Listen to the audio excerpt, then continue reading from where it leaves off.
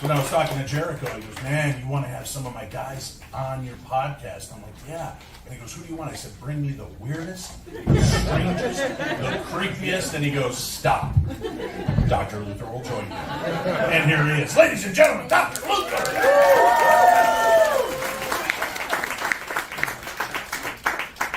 And then somebody who's truly going to make the rest of us look like really bad humpback menaces up on this stage. Put your hands together for the unbelievably attractive Anthony Bowens. Let's go! Handsome. All right. Again, here are the rules. Get your drinks, because when my guys, Chachi and the Colonel, start reading their news stories, whenever they mess up, you got to have a drink with me, all right? So we're all geared up and ready for that. Now, I'm going to need a little practice. When I start, we're going to do the come in. Ladies and gentlemen, thank you for tuning in. This is the Paranormal 60 News Live. Yeah, just like that, only like you're awake. Okay, let's try that again. The Paranormal 60 News Live. That's how you make 20 people sound like 30. Very good. I like that. All right, and then about halfway through, I have to do a quick commercial break. All it is I'm going to say, we'll be back. We've got more right after this. Yay! Yay! Yay! I like that. Then I'll come back in after about 5-6 seconds. I'll go, all right, welcome back to the show. We're live aboard the Jericho cruise. You guys are getting good at this. All right, and then we'll do the last half an hour. We've got ghost stories from our guests. We've got real news stories from around the world from our crew. And if we have time, we will try to work in a story or two as well. The microphone's over here. You'll be able to join us and share if you have a story. And it doesn't have to just be ghosts. Bigfoot, sea creatures, UFOs, being on a haunted rocking ship in the middle of the ocean, or the Bermuda Triangle, anything like that that comes up. So feel free to chime in and do this. All right. Are we ready back there? We are ready. So here we go. Let's get started. Ladies and gentlemen, thank you for joining us. This is the Paranormal 60 News Crew live aboard the Jericho cruise.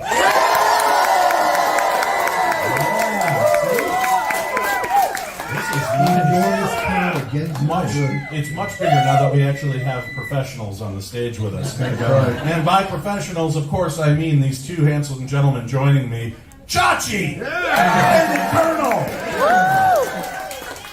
Yeah. We didn't get as loud enough. No. Greg is not with us, but it took two men to replace our paranormal detective. Dr. Luther's in the house. Anthony Bowens is in the house. All right. For those of you that are new to the show on Friday nights, which this is, of course, because it's going to be released next Friday on the show, we are going to do some news for you. These are news stories that we've selected from around the world. Because we're pre-recording this to air a couple weeks, these are called evergreen stories. These could be read any time of year, but I saved the best and weirdest stories for you guys. So let's begin, and then we'll filter in some ghost stories from our guests as we progress. Marty, you've got our very first story. Where are we going to go? Thank you. Yeah. Hey, listen. Okay, folks, we've been getting a lot of reports about the Green Bay Packer legend Aaron Rodgers and his encounters with the Hatman. And the news story has been sent to us like, what, 100 times now? Yeah, easily. Yeah. 100 times. Yeah, so... if not more. It's like literally every headline that's been sent to me in the last 2-3 weeks is Aaron Rodgers can't get over his connection with the Hatman. That's right. Do you know what the Hatman is? It's a man with a hat, right? Yes, very good, Marty. That's why he is the Colonel. That's right. It is a shadow figure, but a shadow figure seen wearing a hat. Not a real inventive name, but it is a shadow figure. Maybe he's here with us tonight. That's right. Coincidentally, one of my stories is about the Hatman. Then we shall hear that directly after this story. You did not know that. And mine's about Aaron Rodgers, so... Talk about tie-in. Both equally terrifying, I'm sure. All right, so, yes, many times the story's been sent to us. What's going on with this tale? Yeah, so Aaron Rodgers won't stop talking about the Hatman since his ayahuasca trip. I was hoping we were going to drink on that word. I did not think you knew that word. You can't say gubernatorial or magnificent when you give them ayahuasca, which looks like I guarantee- ayahuasca. He's been in his room all day listening I to know. Google Translator. That's right. I can mess it up if y'all want. No, So, no, I want to see if you can get Wait through till I this. go. All right. All right. So not as much known about the mysterious Hatman, except that Aaron Rodgers first started seeing the shadowy figure after his ayahuasca Very good. field trips in Peru during the 2020 and 2022 off seasons. He says he will sometimes appear in the distance, usually veiled by darkness, holding the corpse of a dead rabbit and sometimes a blade. I might be after a hard hit. Yeah, that's a lot of ayahuasca. Yeah, I'm thinking so. So teammates are concerned, as I would be, for the quarterback who now fears being in the locker room alone after he claims the lights started to flicker and turn off one by one.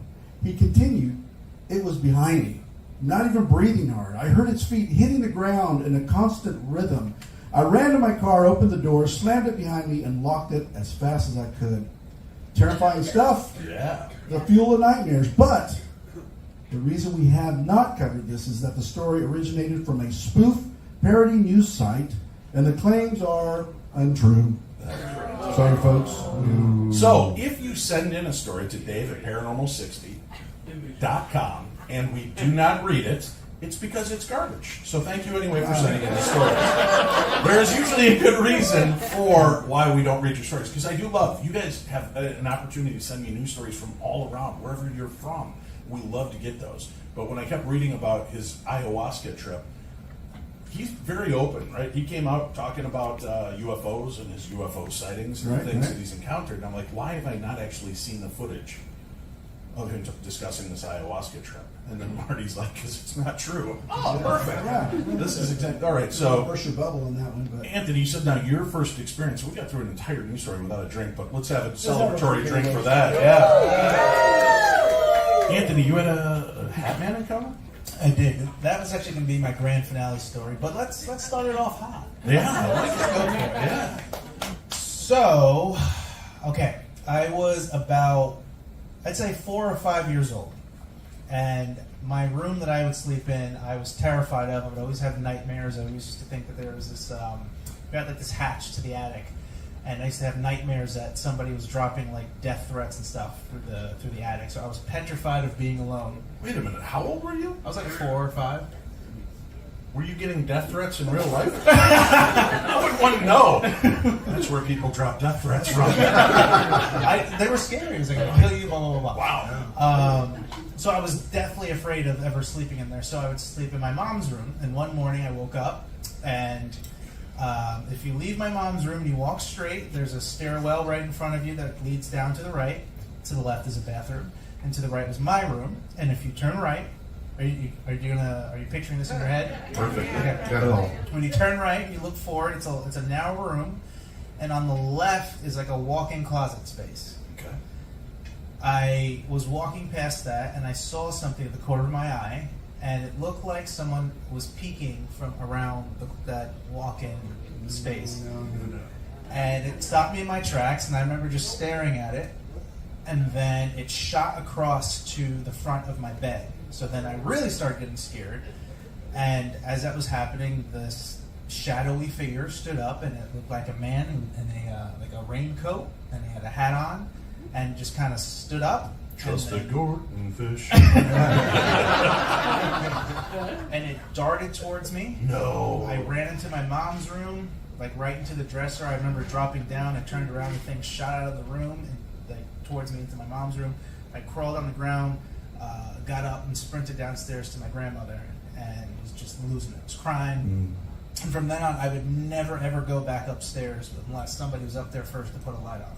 And that was, I think she moved out of there when I was 16 years old. So from Wow. that age on, I would never go back up there. Did your family know about this? Did they ever see anything? No.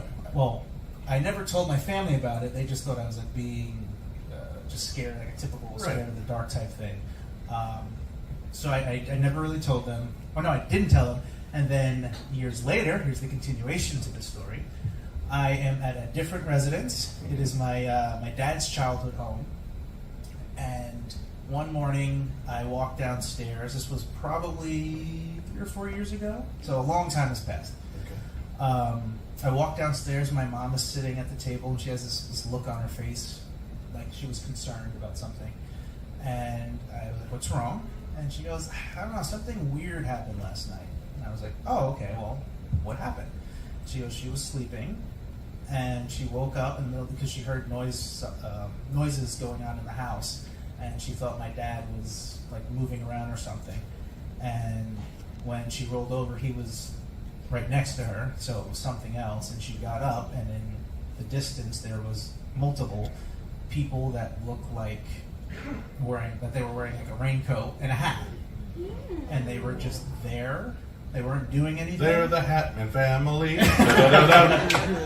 Wow, a whole brood of them. There was, I think she said like 2 or 3. Okay. And I immediately started getting chills because I know I have never ever spoken to her about that. And I just thought it was the craziest thing that I saw that when I was 4, and then my mom saw that, a couple of years ago. Does that still impact you now as an adult? The thought of that, if you went to bed tonight on the Jericho cruise and woke up to see the Shadow Man leaning out of your shower stall or something at you, would that freak you out still, or would you just fly across the room? That's right. It's called delivering trauma, right there. Well, if you hear someone screaming and yelling, running naked through the decks, it's probably me decks, because I right? saw Yes. multiple decks. I'll be running. Whoa, okay. Streaking. But yeah, that's my Hatman story. I haven't had any experiences since. It hasn't really bothered me. I kind of got over it. But I do get scared from time to time that would happen again because I don't know how I would react. Would I try to fight it? Would I scream? Would I cry? I don't know. All the above. I would be willing to say that was a very big motivator for you to say, you know what? I think I'm going to kick ass for my career from here on in. Yes. It was a big what?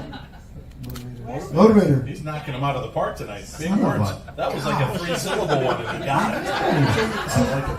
Little that you know is that by the time we start recording, I'm probably down to about 4 bourbons. Yeah, the Colonel hasn't learned that we start drinking when the show begins, not 2 hours beforehand. Yeah, so you notice I'm drinking a light beer and water, so I think I'm going to do a little better this Delicious. afternoon. He just likes tailgating before the show. That's right. Yeah, The whole Aaron Rodgers thing. I like that. All right, Chachi, you've got the next story. This is You guys are effed. You ready? Yeah. Rob Lowe, my personal North Star, has had a terrifying experience with Bigfoot. Wait, I thought you said Justin Bieber was your North Yeah. That was last week. Oh, this is your new North Star. I've grown up. I guess so. Tom Lowe's is devastatingly handsome. Yeah. In his 2017 A&E docuseries, The Lowe Files, did anybody know he had to go into TV? Yeah. Yeah. Yeah. I was rejected 9 times from having him on the show. Is that right? Yeah. Wow. You hide in somebody's closet and lean out and say, "Hey, you want to do this show?" Told you. Yeah. You're not happy with it. That's how we got booked. No. All right. Yeah, exactly. The actor and his sons explore a wide range of supernatural phenomena. The actor? Did you just Peter Brady us right here on stage? You said the word, but you kind of... The actor! Little Scooty. Sorry When about it's that. time to change. I like it. All right. So the actor did what now? I'm here with you. I'm here with you. The actor and his sons explored... What's the second? A range of supernatural There phenomena. we go. I got 2 empty glasses up here if anybody wants to bring me another one. From poltergeist to alien abductions, revealing an enthusiasm for all things woo and an almost childlike tendency to want to believe. In one particular adventure, deep in the mountains of Oklahoma, where's our friends from Oklahoma? Yeah. There's a one, good. There's the one. One too many. That Lowe's childhood dreams would come true in a terrifying way. We found ourselves 200 miles in the mountains where no human being. You mean? That's the same word. Shots. Viewing. It's so stupid. How do I mess up a word like be? Pretty easily, I guess. All right. Here's a Jameson ginger ale. I tell you, Eric, don't do it, man. I do that I'm doing every it. show. Don't you worry. Right. Well, no human being would ever be at 3 a.m. surrounded by creatures that were making this noise, he said. You're the noise guy. Oh, That's not what he heard. no. I was lying on the ground thinking I was going to be killed, Rob admitted, when he sounded like a crazy Hollywood kook. Months after Lowe's claims, Brian Brown of the North American Wood Aid Conservancy What? How many people belong to the North American Wood Ape Conservancy? Oh, I stand corrected. Yeah. A group that had accompanied Lowe's to the mountains of Oklahoma created the word is stated. You know what? He's busted himself. I know. He could have gotten away with that one. We would have been, created. Yeah. Yeah. People think I do this on purpose. I wish I was doing it on purpose. I feel better. Actually, I'm just trying to get the big guy There's a drunk. lot of people buying drinks That's not hard. just in case. Oh, no, this is going to be good then. Cheap date. The next word is wow. Boo, he said. Right? No, Boo's correct. Oh, boo is correct. Good for you. All right. Brown said he heard a couple of whoops early on. Whoop! Whoop! Bigfoot, do you honestly believe that is the noise Bigfoot? Do you think Bigfoot's in the woods? He's like, whoop! Big, fierce, 9-foot, 580-pound beast, and it's like, whoop! Exactly what I pictured. Yeah, right. Yeah. I stand corrected. So anyways, he heard So whoops, that's the crowd you're in. Yeah. including one he described as being so perfectly clear, he was convinced the production crew had faked it. But later that night, they did hear some distinct ape-like noises from the wooded area. Now you're getting it right. But as for whether or not he actually believes he met Bigfoot in the woods, I don't know, he told Joe Rogan on the Joe Rogan Experience. I mean, here's the thing. Like the slogan for the Lowe Files, it was more fun to believe, and that's really where it comes down to. Interesting. That is what we call in the business plausible deniability. That's right. That way, if Marketing somebody the ever show. does come forward and admit that they were messing around with Rob, he could say, see, I never said I believed it, but he was unnerved by it. That would be something, right? I mean, you guys, big wrestler, big, strong. If you went out I and am, aren't I? stayed, not you so much. I as don't these think we're two. good on that. If you guys were out It's hard to tell camping, three of us apart up I there. know it is. If you guys were out standing in the woods in your tent and you started hearing something whooping and grunting around your tent like an ape-like creature, would you look out, Luther? I would throw Serpentico at him. That's a good answer. Why is Serpentico in your tent at that time? For just such an occasion? I'm not here to judge. I'm just curious. Don't answer. Yeah. I'm not gonna. He's baiting. I plead Most with of the times the. you can't get unlocked. I would be. See, I don't know if I'd even move. Would you? You start hearing something. Because just animal-wise, it's got to be afraid, right? Because they're powerful creatures out there. Depends on how many edibles I've had. That's we're in international waters completely legal. Look how cute you are! That's a fair question. Yeah, that's petting the bear. Come here, Yogi. Where's the food? Boy, that'll roll nicely into our next story. Just a headline: Redneck occultist. Yeah. The story. Redneck occultist breaks down what really might be behind stories of demonic possession. But before we do that, Luther, what's one of your paranormal experiences? I've seen 2 ghosts in my life. Okay. In front of me. So, I had an apartment one time when I lived in Washington State, and it used to be an old folks home for a long time. Okay. And then they turned it into apartments. So, every night I'd stay up play video games, like mostly everybody else. So, anywhere from 2 to 4 in the morning, I would always smell like cigarette smoke. And that's always just in the one area. I'd walk around other places in my apartment, outside, can't smell it anywhere, just there. So I was always thinking, my TV's plugged in the only place that the TV can be plugged in. So where my couch was probably where everybody put their couch. So I'm thinking someone who used to be an old folk living there. And back in the 70s, like 80s, everybody smoked. So I'm guessing that the was good old a little days. residual smoke. But that's the lead into my story here. So I had my bed kind of facing this hallway. You take this hallway into a bathroom. So my girlfriend at the time, we were sitting on this bed. I'm reading a book. She's on her computer. So I'm reading the book, and I see someone walk through this hallway right into the bathroom. And I thought it was like a guy. It was really fast, kind of more darkish, I guess, blurry-ish, and goes in there. And I see it, and I'm kind of, your brain's trying to make out what you're seeing. And so then I'm like, okay, no one walked in because the door in our house is really old, it's creaky. Every time you open it, you can hear it. So that didn't no one opened that. So I'm waiting, and there's nowhere else to come out. So I'm waiting for someone to come back out of the bathroom, and I don't hear anything, and I'm sitting there, and then my girlfriend's like, what's the matter? And I don't want to freak her out. So I was like, oh, nothing. So I was like, go back to what you're doing. So I start to read, but I'm like looking past my book into the hallway. Because I want to get up and go look, but I don't want to freak her out. And then she's like, what's the matter? I was like, oh, nothing. I'm reading. And then I'm still looking. She's like, tell me what's the matter. I go, I don't know. It's going to sound stupid, but I don't know. And she goes, you saw that guy walk in the bathroom? And I was like, what? And so I get up right away, I run in there, there's nothing in there, I can't find anything. I was like, why didn't you say anything? She goes, well, I didn't want to sound stupid. And then she tells me, oh, because I used to go work out at like 5:30 in the morning. She says, one time you went to work out and I thought you came back because I looked up and you were standing on the edge of the bed and then sat down.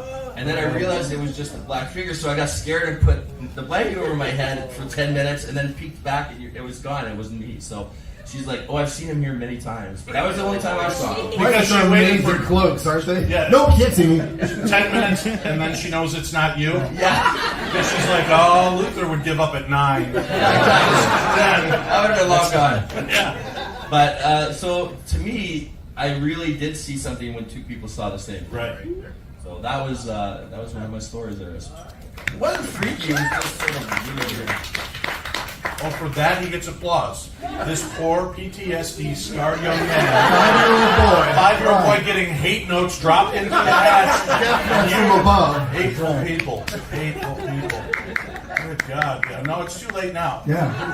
Yeah, that's That right. train left the station. We did, Jeff Belanger and I did an investigation. Tara, out in the audience, had set this whole thing up in Virginia City, and we were doing this big investigation. She had a bunch of the paranormal people, celebrities, located in different places, and she put the two of us at this jail. And it was like an 8-hour investigation. People kept rotating. They'd start off at one place, move to another, and then they'd come up to the jail and spend time with. Well, by the end of the night, you're done telling stories. We're done. There's not one more EVP question I could possibly ask, right? So we're sitting there, and the two of us are slumped up watching, and there's 2 layers to the jail cells. And while people are milling around on the one floor, clear as day, we see a black shadow figure walk out of one, kind of look down at us, walk over a couple, and go into the cell. We both just kind of do that glance and look at each other, and he goes, wow, should we tell everybody on the level below him? I'm like, they won't believe us. And we just, that was it. Like, there's no energy to go after it, no more excitement, but we're like, wow, that's pretty cool. Leave that to ourselves. Yeah, and that was without any edibles. Yeah. It's freaky when you go into these places. And I always feel bad when I take groups in and we'll go someplace and investigate, because now they're like, oh my God, I got an EVP. Listen, get out. We're like, oh, that's cool. And they're like, no, isn't this really... You forget how jaded you get after a while doing this, that it's like, to somebody, that's their first moment of having a paranormal experience. I'm at the point where I need like a flaming head to come rolling down the aisle to get me to jump a little bit. But Maybe something pushing you down into no, that's cabinet. happened a lot. I've been knocked around on TV. As a matter of fact, I should join up with AEW. I get knocked on my ass. I'd be a good foil for one of you guys. Well, the Cast Project's always recruiting. Yeah. I'd be a brittle man, but it'd look good on camera. You saw him defeat demons and powers of darkness. He joins AEW. Ladies and gentlemen, put your hands together for big fat bald dumb guy, Dave Schrader. I'd be down and It'd be one hell of a match, and that would be about it. Yeah, one hell of a match. One elbow and I'm done. All right, Marty, let's go. We've got Redneck occultists. We teased people with it. They need to know more. Yeah, this is pretty. Get your intense drinks ready, folks. Get your drinks ready. Redneck occultists breaks down what really might be behind the stories of demon possession. Throughout history, there's been stories of demon possession. We all know that. Many people have tried to explain the true causes behind such shocking behaviors as autism, untreated mental illness, poisonings, or even mass hysteria. What counts as demonic possession might very much be in the eyes of the culture who witness various behaviors. In his book, Unstrange Minds, Roy Richard Grinker relates the story of a young South African couple who are pressured to drink. He called himself out. Pressure. I was actually getting a little thirsty, so I thought, I'll throw that word out. Yeah, there's an easy word I can mess up. Go for it. who were pressured by their family to relinquish their autistic son to a local witch doctor to treat the demonic possession. After the traditional faith healer examined the boy, he reported to the parents' relief that the boy was not possessed at all. He was autistic. And a recent video making the rounds of self-proclaimed redneck occultist says the first thing... Says so right here on my business Right card. here, I got it right here. Yep. Yeah. My sister wife made it for me.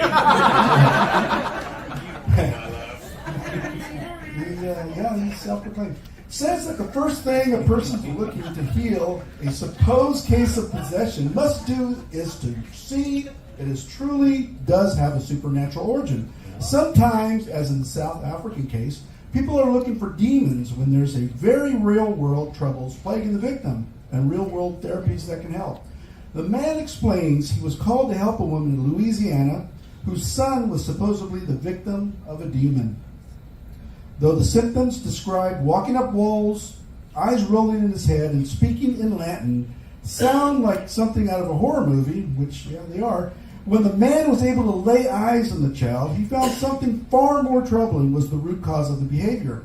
It turned out that this little 7-year-old boy had actually gotten into his father's supply of crystal meth. Talking about edible.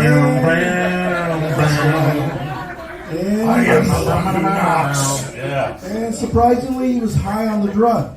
The man determined this through a simple drug test. Now, you know... Wait a minute, he's got crystal meth and he's drug testing his son? No, this guy. You're high, son! No, the redneck occultist had him test. Oh, okay, that makes sense. Just so happens I got this here mason jar your son's going to have to pee into.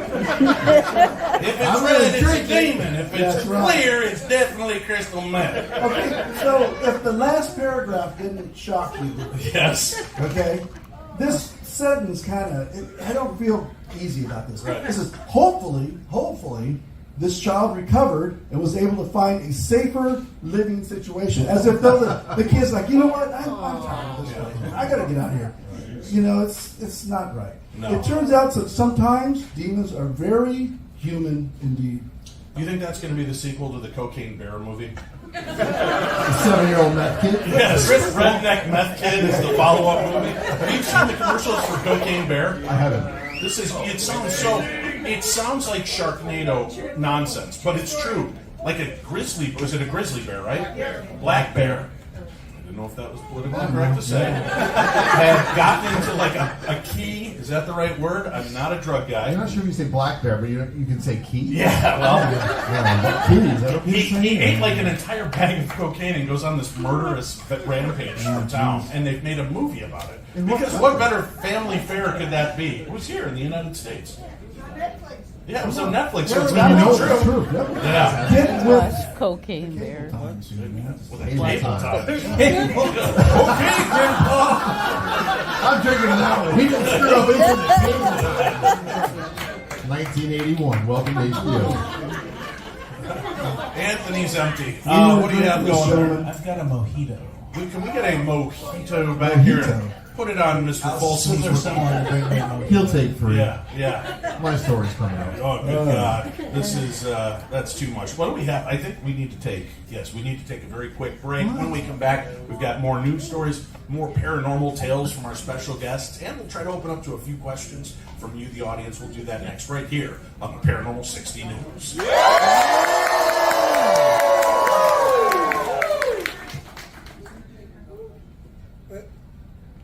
And we're back. This is the Jericho Cruise. We're live.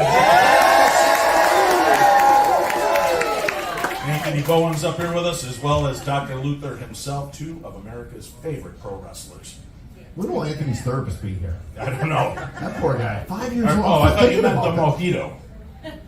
Oh. That's the only therapy he's getting on stage tonight. Slow apologies. Yeah. So, listen, this next story, kind of topical. Sadly, we just lost Lisa Marie Presley. Right? How weird. 2 days after watching Sean... Connery. No. Butler. Sean Astin. Who the f... You're just making up Butler, names. Astin. Sean Luther. Sean Who's the guy Astin. that played Elvis? Austin Butler. Austin Butler, like I said, Yeah, that's won the award for the Elvis movie. She got to watch it. She passed away 2 days later from a heart attack. Very sad. But we have an interesting, weird story here, Chachi, and you're going to bring it to us. So what's going on in the world of Elvis and Graceland? I gotta be honest with you. I haven't read this story. Oh, good. Get your drinks. Mojito, please. All right, Very quick. What do we have to... Intravenous bag. Let's go. That's right. Start the slow drip. Now, what I found out, I did read the headline, if that Okay. helps. Uh-huh. Graceland is haunted after Elvis Presley passed away, according to his maid and security team. Now, we've all heard about this, right? See, now that's somebody I would believe. His maid? Yeah, the maid, because they're the ones that are there all the time. The security detail, they would have. They're like the ones you would think would not tell a story unless it actually happened to them, because of the love that they have for the Presley family. I could be wrong. You could. Sure. But Yeah, it doesn't happen often. I know that's with 3 of you. Yeah. All right, where are we going? All right, here we go. Bizarre occurrences took place in Graceland after Elvis Presley died. Paranormal activity, at least according to his security team and maid, and according to a visiting fan, he was able to catch a glimpse of Elvis's ghost in a picture. May have been at your house. Following Elvis's passing, his former maid and cook Nancy Brooks noticed some odd behavior. She revealed that a door would randomly slam shut, something Elvis did when he wasn't pleased, according to his maid. Don't we all slam doors when we're not pleased? Well, but Elvis had a certain way of doing it.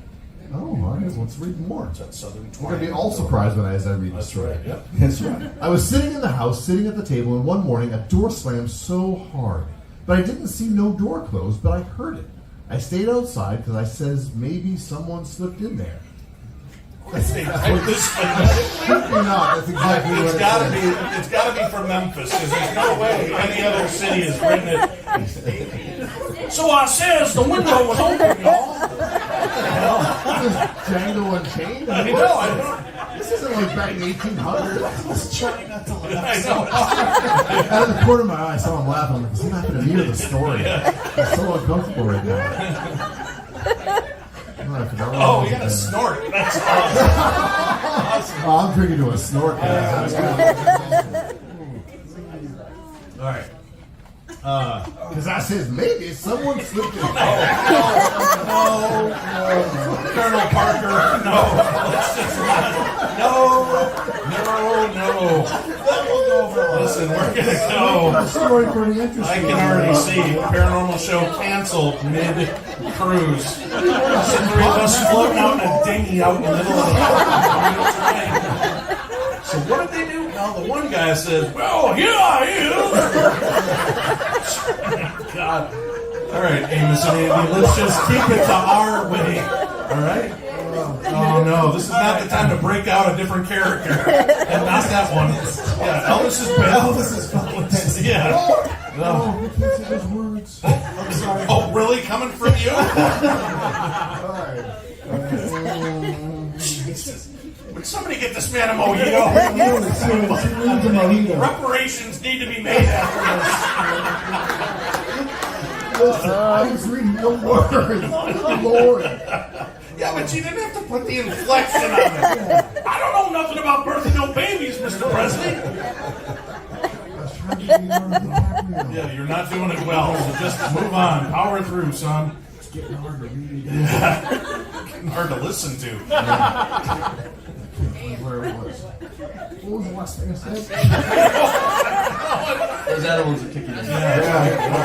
Yeah. She said, now you just leave those lights alone because I have to see. I'll do the voice of the maid from this point forward. No, I stayed out because I says Oh, maybe. there we go. Yes! Uncle Lou. Uncle Lou. Hashtag Pew Pew Lou delivered. Not Luther. Lou. All right. I got this. No. Where are we on this? You having a conversation with yourself? Don't give You yourself can't read it. a. Like you guys go out the ring, right? You're like, I got this, right? Got it. That's me. I got this. I'm 5% way through the story. But no one did it. Nobody. I said that was Elvis. He was angry. He just slammed the door real hard. He never wanted the home open to the public. Oh, that's sad, actually. Yeah. It is. I think he didn't want it open to the public while he lived there was the thing. Because I says maybe... No. Oh,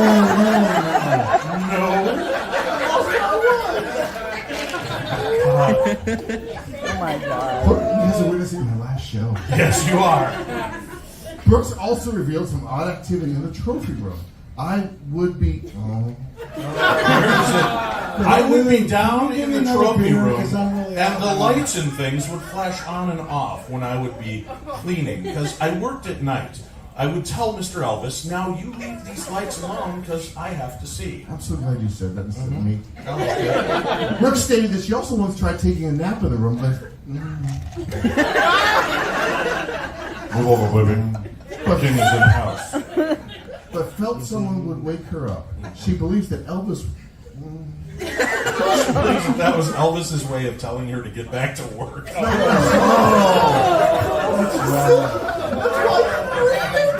gotta stop reading these bad things. Hey man, this room ain't gonna dust itself. I need you to get up and start cleaning, Mom. I'm sweating like an AEW wrestler up here. Alright. Elvis' security team heard someone yelling, Elvis is in the dining room. Dining How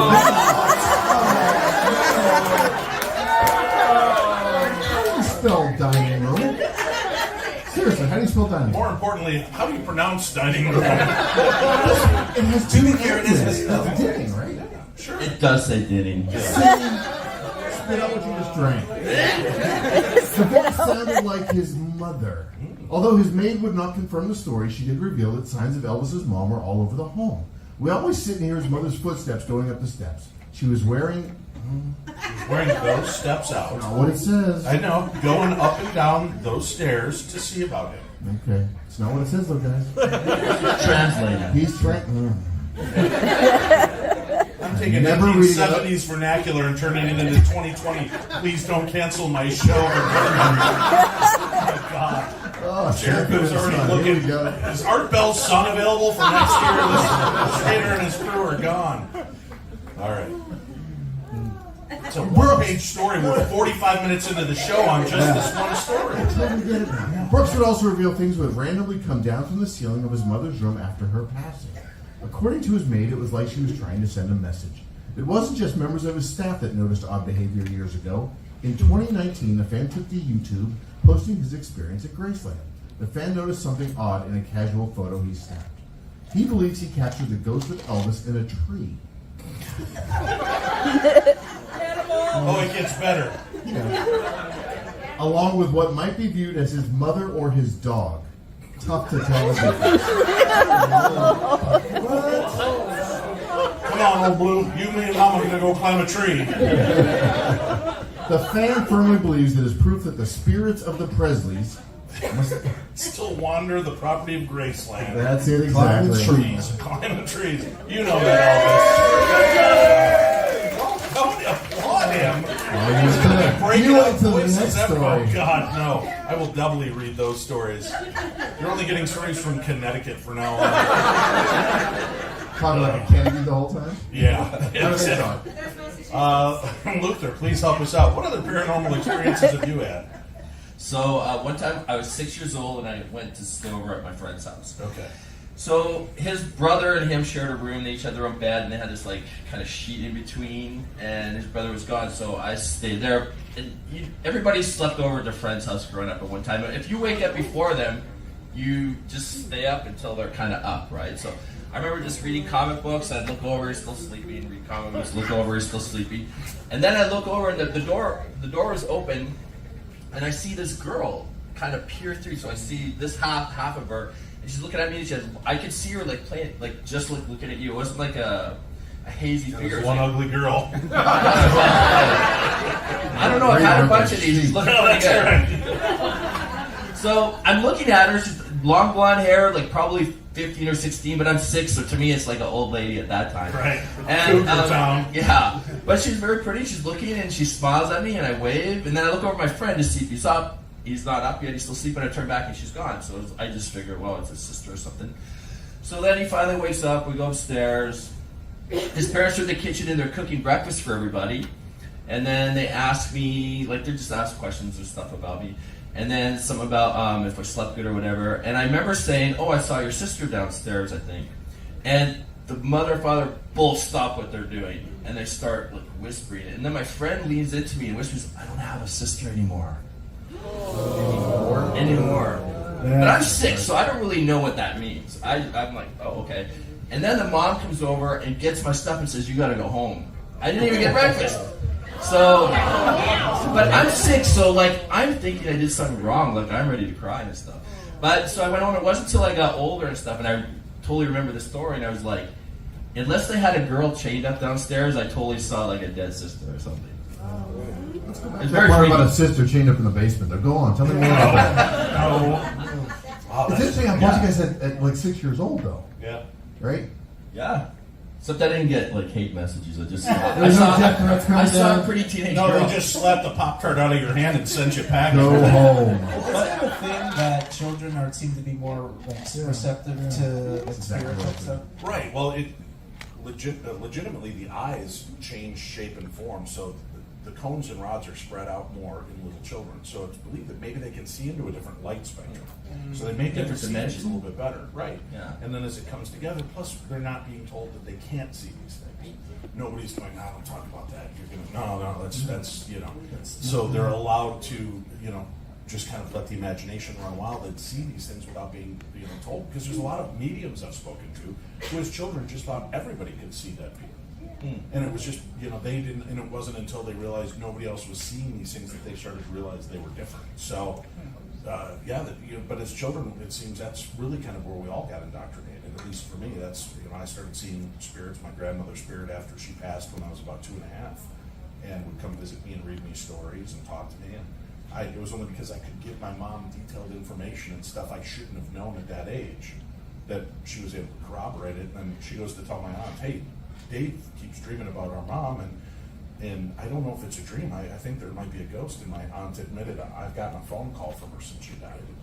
So talk about coast to coast calls. Now that's an expensive bill, but she got that. She got a phone call from my grandmother after she had passed. So it's always been part of our family and into that. Just a quick show of hands from the audience, which would be great for the radio. How many people had an experience as a child? How many people had an experience only as an adult? How many people are just drunk and wandered in here hoping to find karaoke started early? Most of you, I figured as much.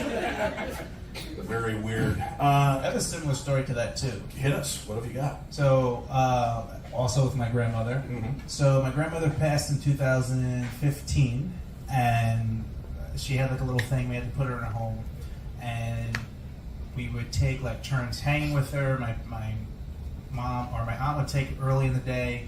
My mom would take late in the day, and then I would come in every so often. I did want to know how she was doing because like she was very important to me, so I didn't want to know if anything was like happening to her. I just wanted to go and visit her, and talk to her, be with her. I didn't want to know any of the bad things. And she passed, and then like maybe about 2 years later, I had a dream, and that I walked into the kitchen, and she was sitting in the living room in the chair that she always sat in, and I had a full-on conversation with her. And the only two things that I remember her saying, because I had asked her, like, were you okay the week that she passed? Were you in pain or anything? And she told me that she was incredibly thirsty, no matter how much she drank, she would just always be thirsty, and that she had this ringing in her ears, and it was driving her crazy. And those are two things that I remember. And I told my aunt this, that I had this crazy dream, and she went, like, her face kind of got pale. And she goes, she was complaining that her ears were ringing the week that she passed, and the same thing with the water. So I had never heard that information before because I refused to know. So I felt like I spoke to her somehow. Right, well, through dream visitations, right? So that's an interesting element because most dream visitations, the person that comes back is almost like a younger, healthier version of themselves. But I wonder, that makes me wonder, did your grandmother choose not to go on right away? How long after she passed away do you think this took place? Probably 2 years, maybe. Wow. Did you find it more comforting? No, Yeah, that you didn't want to because know. like I feel if I do have this connection to her, that maybe I can talk to her again, and just, I don't know, feels like she's with me. Very cool. All right, yeah. There you go. If you're looking back, Well, yeah. Yeah. He's like, maybe if I throw in a dead grandma next time, I'll get Get ready, you're up It's like next. that comedian. Have you guys seen that comedian? I love the deal. He's like, he's from Britain. And he goes, man, you people, the Americans and their animals, you guys are overboard. And everybody's kind of laughing at him. And he goes, no, seriously. He goes, like, recently I lost my father. He passed away. And after the funeral, we came back, and my mom said, I think we have to tell his dog that this happened. That he's not coming back. And he said, so we got home and we knelt down in front of the dog. I kind of cradled the dog's face in my hand, and I said, I'm sorry, buddy. Dad's gone. He's not coming back. He passed away. He won't be here again. And the dog climbed up into his dad's chair and died there. Right? And that's where the comedian goes, screw you people. I mentioned my dad died, not a sound. I bring up a dog that you met 1 second ago, and it's all, oh. Ripping off comedians on the show. That's what you get, Jeff Dye, for blowing us off on the first night. Not bitter. A little. All right. Let's go. Marty, you've got a story. This is a good sea serpent. This is a good sea I looked at the words. They're Yeah. hard. Yeah, everyone get your words ready. Yep. The Loch Ness Monster absolutely cannot be an eel, the study shows. For centuries, people have searched for the mythical beast known as the Loch Ness Monster. Nessie, as she's known, is supposedly nestled somewhere in the vast Loch Ness in the Scottish Highlands, and she's appeared enough over the years, however, briefly, to have registered over 1,000 reported sightings. You see you're just spinning? I am. On the tag team all champion? over. Yeah, I kick my ass right now. Until a few years ago, no scientific studies yielded any solid evidence of the Loch Ness Monster, who skeptics and believers alike have labeled as everything from a shark to a tree to a dinosaur. I'm not sure about the tree thing, but okay. Well, they've seen logs floating out there, and they've thought it was the Loch Ness Monster, and it isn't until they zoom in on it to realize it's just a giant log. All right. Yeah. Thanks for explaining that to him. You may continue, sir. Spits a lot. It's a lot. Yeah. Now you know why we all do it from different places when we do the show live on Friday. All right. But in 2019, researchers from New Zealand revealed that they have used a scientific technique called environmental DNA collection to find... Wait, environmental That was a letter he did wrong. I did words wrong. He got the letter D wrong. environmental DNA. Okay, I'll drink to that. DNA collection to finally determine the truth about the strange species. The scientists combed Loch Ness for hair, scales, and poop from all kinds of creatures swimming in the lake, fish, mammals, and other ancient cryptids to collect DNA. After analyzing 500 million sequences from 250 water samples, the scientists couldn't find traces of sharks, catfish, or dinosaurs, but they did find a very significant amount of eel DNA. According to lead researcher Neil Kamel, a genetist. Wrong! I will not let you get away with that. Genetist. Yeah. A genetist? Is that what you just said? A genetist. Genetist. And I even wrote it down. I even phonetically wrote it down here. Genetist. Yes, that. Geneticist, isn't it? Geneticist. We've got one in the So audience. that guy owes us a drink too. Yeah. No, I think it's a genesis. At the University of Ottawa,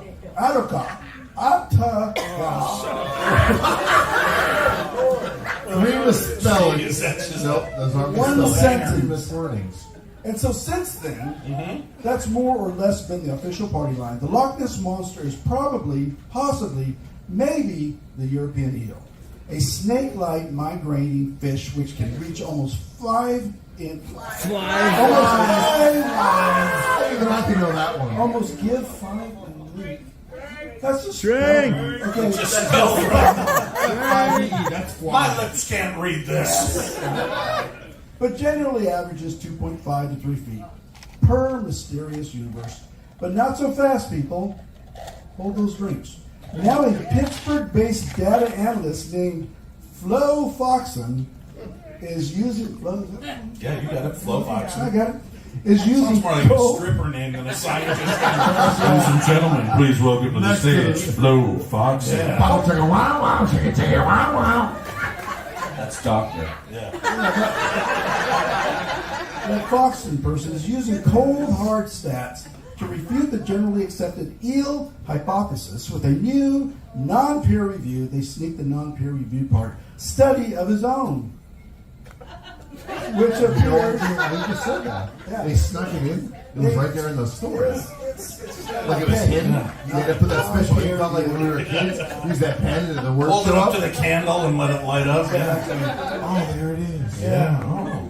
which appears in BioRxiv, the biology. I feel so much better about myself now. I know. I just started early, that's all. Preprint server. After analyzing data from 129 Angala eels caught in Loch Ness. Eels up to this time. It's 3 letters. E-E-L. How can you cut that out? You get the eels. Bud Light is strong stuff. Do not drink more than one. I even pronounced the wheel out correctly. That's right. Eels is a hard word. Caught in Loch Ness between 1970 and 1971. I'm comparing the numbers of European eel catch data from lakes in Belgium. Foxton has thrown some cold water on the "it's just an eel" explanation. Yes, Foxton says the odds of a 1 meter eel in Loch Ness is 1 in 50,000. Are pretty good. And so some eels may account for reported sightings of somewhat large animals at the loch surface, he writes. But many Nessie sightings over the years have pegged her size at much bigger than that. Hey, dude. You got it right. We'll leave him alone on I that. know, why do you enunciate that? You put the emphasis on the wrong syllable.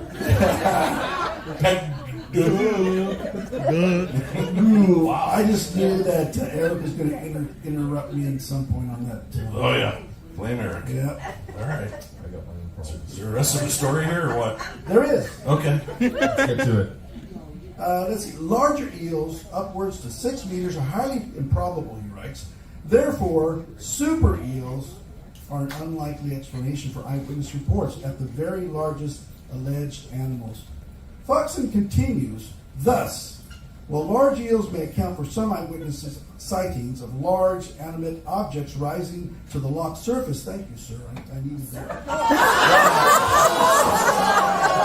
It's one thing to mess up your word, folks, okay? Yeah, exactly. Sorry. Really, you were supposed to have been giving me a beer. That's officially my favorite moment. You can't read the word eel. You want to tell the difference between sex of a male and female? Sex is hard.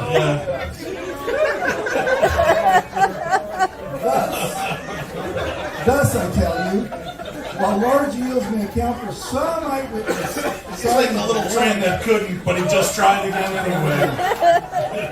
large animate objects rising to the rock surface are likely to account for sightings of extraordinary large animals, which may instead be accounted for by wave phenomena, the occasional stray mammal, or other. I don't even remember what you're talking about.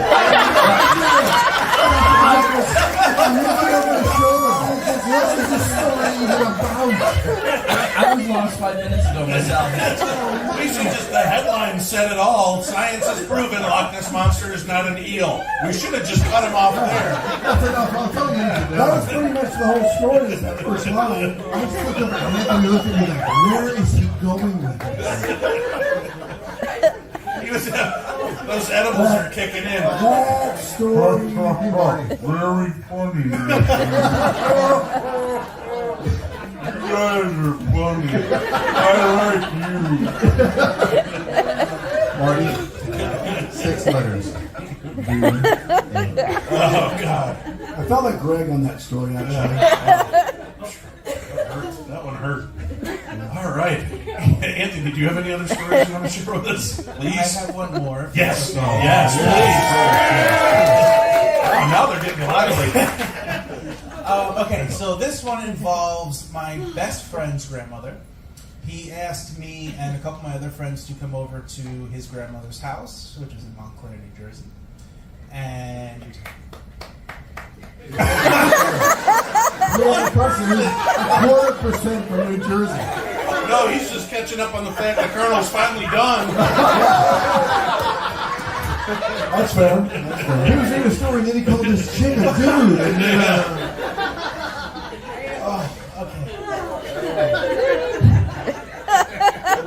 And she brought him a drink, too. That's the no! this has been a good laugh, guys. This has been fun. Okay, My liver hurts. I get to his grandmother's house in Montclair.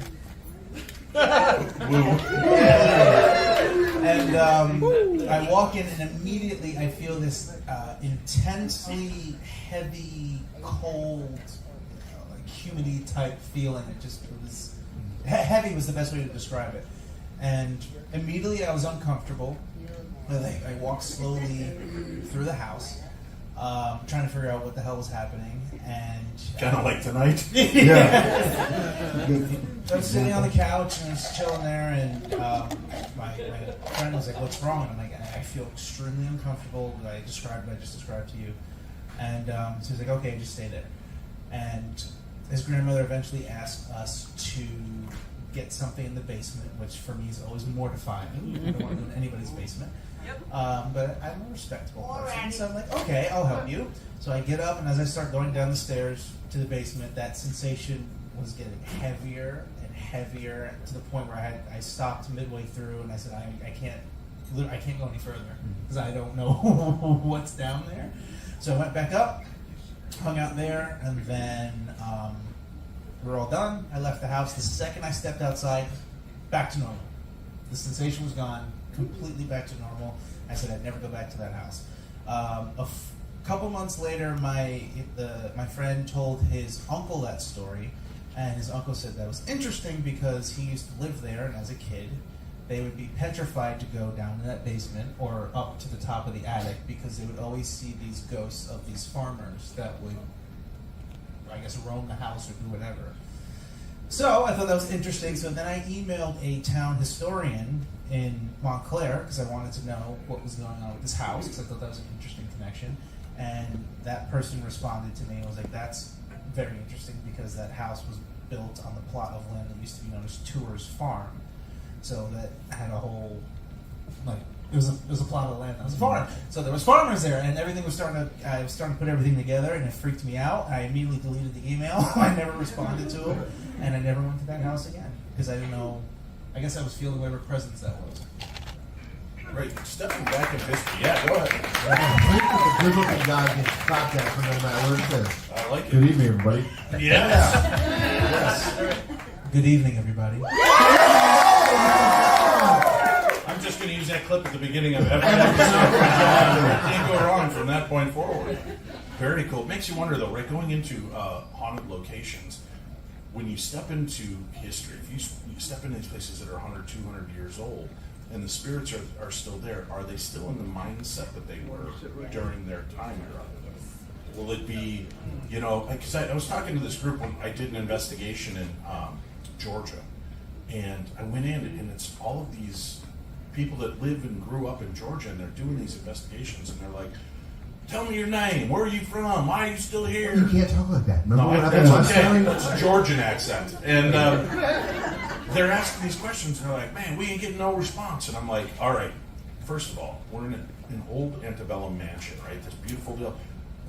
They didn't just let you in. You asked permission. May we enter your home?" So I was like, "Thank you so much, Mr. Beauregard, for having us in your home. I understand why you'd stay here. This place is beautiful. I'm sorry that my friends have seemed disrespectful. They're just very confused by what's going on. Why are you and your family still here?" And we get an EVP that tells us because they lived here. And we got immediate response, trying to respectfully talk to the spirits as opposed to, "What y'all doing here?" Redneck demonologists. Again, you can't use accents on the show. That's right. Yeah, what she mumbled. Get 'em drunk. That's right. All right. Luther, we're about to wrap up. Have you got another story for us? I have a couple quick honest stories from when I was up ghost hunting. So Sure. one is kind of ties into some ghosts in the past, I guess. All right. So I rented a museum. This is the crazy, stupid things I do with my money is rent whole places that are haunted. My new best friend. Yeah. Crazy shit you do with your money. I love this. So I rent this museum, and I purposely didn't really read up on it because I didn't want to get anything in my mind that I think I would see. So a bunch of stuff happened, but when we had the obviously it printed out the words bled, dead, steps. So and I would write down. I keep track of every word that ever pops up. But those three were really kind of stuck out. Then when I got back, about a week later, I started doing some research into this this mansion or this old now museum, and it turns out a Confederate soldier was wounded, crawled his way up the steps to try to get in, and bled to death on the steps right where I was at. So that was pretty crazy. Where the obelisk said bled dead. Bled dead steps. So. That was crazy. I have a friend whose mother passed away, and her brother was mowing the lawn in front of her house, and he freaked out because he swore he saw her in the window staring out at him. So she goes, "Oh, you're into ghost stuff," and he's like, "Can you bring all your gimmicks over here and see what's here or whatever?"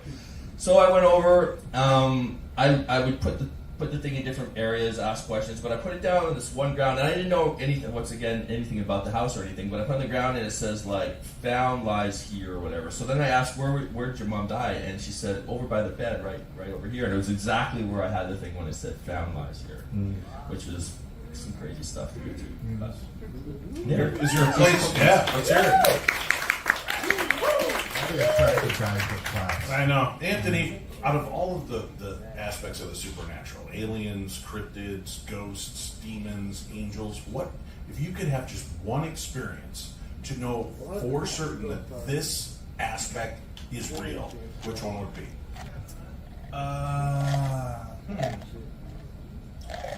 Probably aliens, because I'm really big into space and all that kind of space exploration and trying to figure out what's out there. So if there is other intelligence out there or people that we can communicate, that would be pretty cool. I'm petrified of anything demonic possession, so that will never be my answer. Stay away from 7-year-olds eating meth. That's right. So do you believe in aliens? I mean, maybe not the Hollywood aliens, but I think it's silly not to think there isn't something out there with all these galaxies around them. You know what I mean? Yeah. Just keep an open mind. You know? Yeah. Well, that's a little less powerful there. Yeah, all right. Keep an open mind. That's right. Yeah. All right, Luther, if you had to choose one thing that you would finally get 100% proof this exists, what would it be? Sasquatch. Yeah. Really? Heck yeah. The one that goes, whoop! Does it ever make you wonder when people are like rapping on the trees? It's like a Bigfoot area where people are known. Does it ever make you wonder when they're like rapping on trees, whooping, and then they hear the banging back and whooping? Is it just another group of Bigfoot? I've thought of that many times. And they're going, "Do you hear that?" And you know what? And a mile away, they're going, "Do you hear that?" Right. And in the middle of Bigfoot standing there going, "Unbelievable." It's just people are stupid. Yeah, I bet they can't even read the word eel.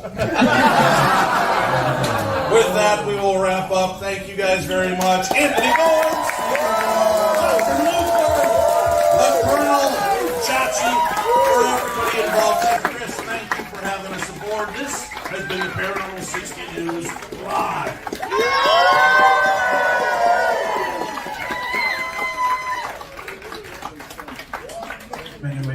Wait. Without doing this.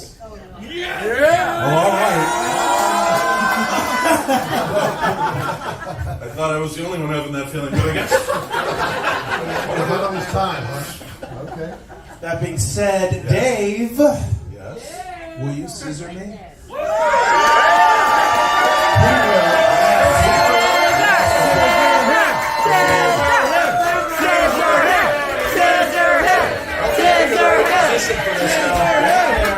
This is new to me. I'm kind of virginal when it comes to scissoring.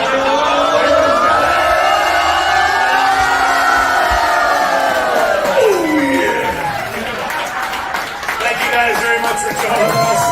Hey, don't forget, listening to the Paranormal 60. You can find it anywhere you listen to podcasts, or you can watch us live on Monday and Friday nights. Friday nights is the news. You'll always have some fun and some drinks along with the crew. And make sure that you also check out Ghosts of Devil's Perch if you haven't watched it already, and the Holzer Files. Thank you all. God bless, and get home safe. See you tomorrow night. And AEW. Yeah, well, they already know about that. I'm suckling at the teat of the giant fish here. I am doing my tomorrow night, the last thing of the cruise, I believe. I'm doing the Ghost.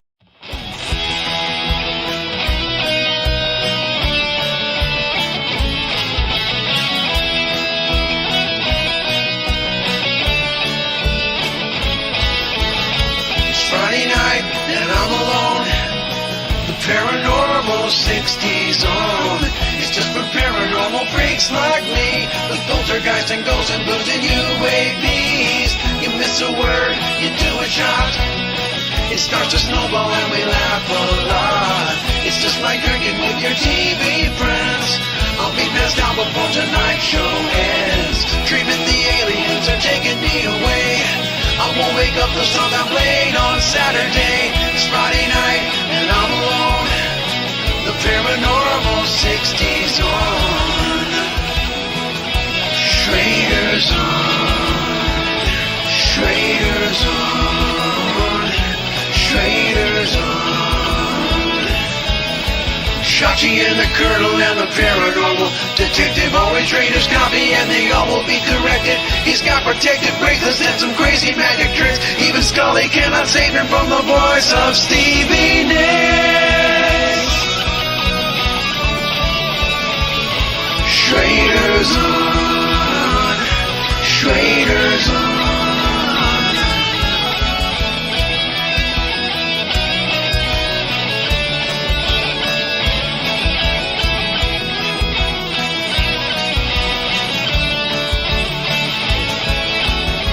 Friday night, don't be alone. The Paranormal 60's on. No one day Dave might even put me on his show. There's a ghost in my mom's basement and I live down there, I know. It's Friday night, don't be alone.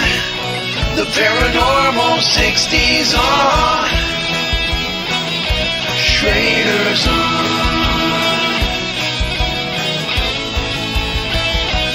Words is hard.